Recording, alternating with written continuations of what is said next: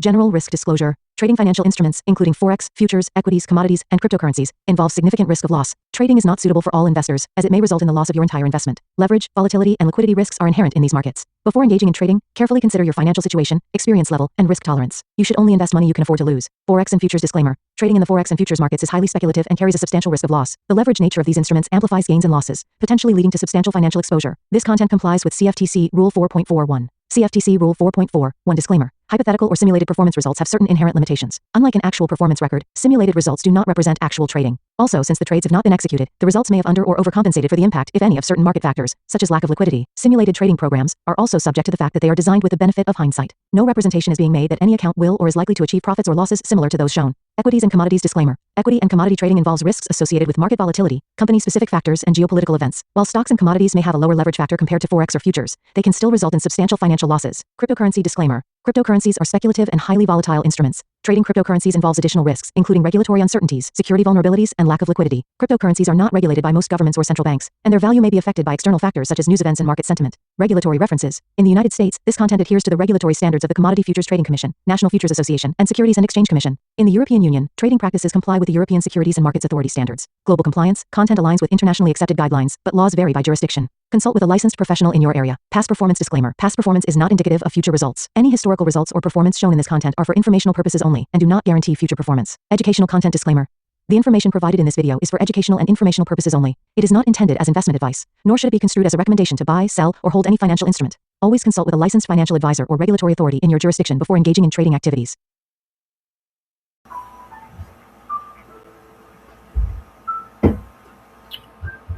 All right, let's do the chart work. Today's Tuesday, August the 11th.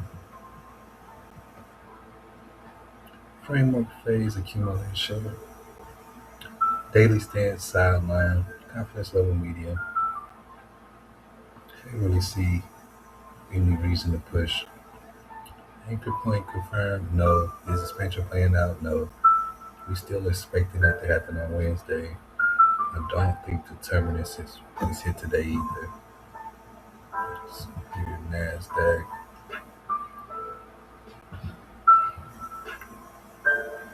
Just waiting for CPI, so we're just engineering liquidity. Another small range day. We waiting for CPI. No updates so far. Goes to H1. Watching this breakaway gap. We closed below Monday's low and created a fair value gap. So that could be interesting. We can see a setup here. Or if we close through it, use it as an inversion to target Monday high. But CPI, I think tomorrow, break this low, test this rejection block, then higher. Watching that bag created, we broke the low. Thinking Wednesday midweek for CPI, see if we bounce from the order block. Okay. So we got the first target, which was Friday, regular trading hour low. This high was created today at 9:30, so most of the anchor points are defined within the first hour of trading, 9:30 to 10:30. Just based on looking at the times these highs and lows form, you can kind of wait to 10:30, see which direction you're going, put your stop and swing a micro lot or something. Yep, just the target for Thursday though, right here, which lines up with that order block, which lines up with that rejection block, because on the higher time frame, it's not an order block, it's a rejection. So the first target, hit first target and broke lower. I still like order pair for Thursday, order block for Wednesday's anchor. Go SPX 500.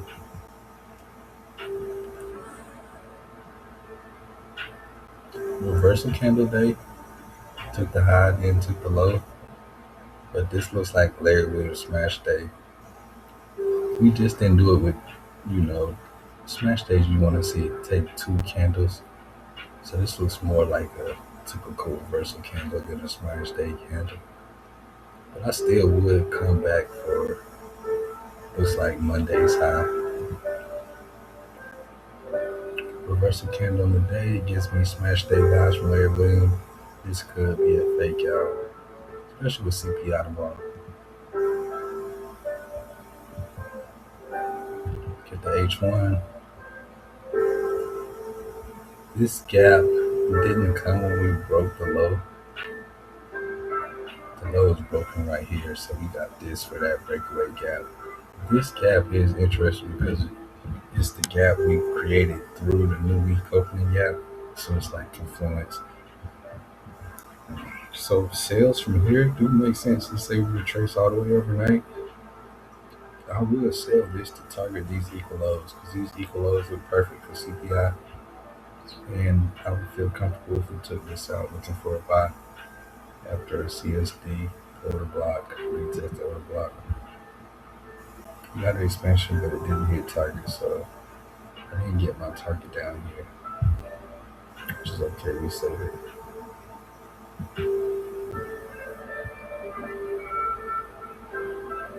15-minute, you can see we broke through. What's this? Old first FEG. Old new day opening gap.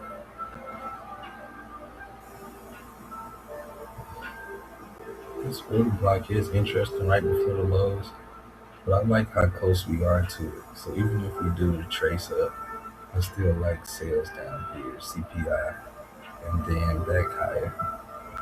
The COT on SPY is better for the buys than it is on NASDAQ. So NASDAQ, the COT, you want to sell NASDAQ, it'll go faster, and you want to buy SPY, it'll go faster. Yep, I like the equal lows. So here we go on the SPY for the stock charts. This low right here does make sense. We need an up candle to take this low, and we can go higher. 767.46.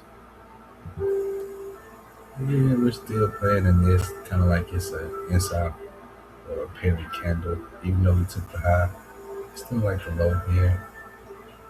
Like I said, the COT for NASDAQ is a little bit more bearish than SPY. So we could pair orders here, and this could be the low of the week. Or it could sell PPI. This is bearish on the COT. This is bullish. And I like the implied fair value gap. It's right here, and it lines up with Monday's first fair value gap. Take this low, clear out these equal lows. I can see buys from here. I don't think we need to go all the way down or sweep this accumulation. I think this plays a hold. For CPI, I think we drop into the implied fair value gap. It also lines up with Monday's first FEG. I want to see buys happening in today's low. It's breaking down. No trade day. Lost outline, correct stance. CPI tomorrow, I got to pick my shots based on the timing of the expansion. Also, the chop before the move is low probability. Did the framework play out? Yes. What do we learn? Watching how ICT is going about his business with base hits. He's framing trades off of very small intraday ranges. Like his little breakdowns, the shorter videos he's been doing, shows you how he's just trading the pre-market. It's very insightful. Kind of like playing in the daily range, but it's on a smaller scale. It's pretty interesting. And then what will I watch for tomorrow is CPI. Alright, that's everything for today. Have a good day. Peace.